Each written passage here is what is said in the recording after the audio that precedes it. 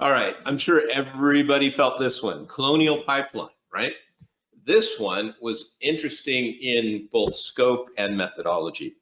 Really comes back to cyber hygiene. I mean, this was a basic one to get in.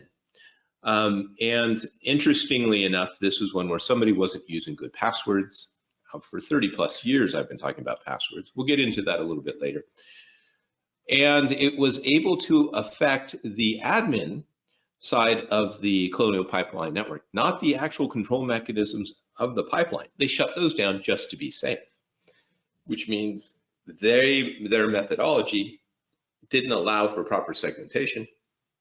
Architecturally, it would have been possible to jump from one to the other, and therefore their concern was they could do really bad things with the control mechanism on the pipeline. So what do?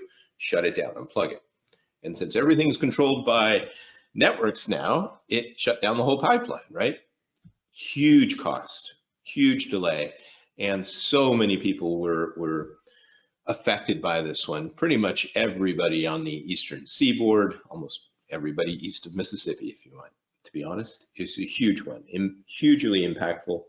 And once again, it came down to passwords, right? Things that we can change, things that we can address. So let's be aware of these. By the way, I believe they paid $4 million in ransomware. $2 million was recovered by the FBI later on. So they got $2 million back, and spending the $4 million did them no good because the decryption methodology they had to utilize as part of recovering their files was too slow, and they had to go to backups anyway. Lesson learned there. So not only they paid the bad guys, but it did them no good. And by the way, just before this attack, they had advertised looking for a director of cybersecurity, not a CISO, not a C-level. That's how important cybersecurity was to them, that they were just looking for a director, which in the scheme of things means that they just had the wrong focus, right? Cybersecurity can't be optional anymore. It has to be built in, and we've got to give it the proper amount of priority.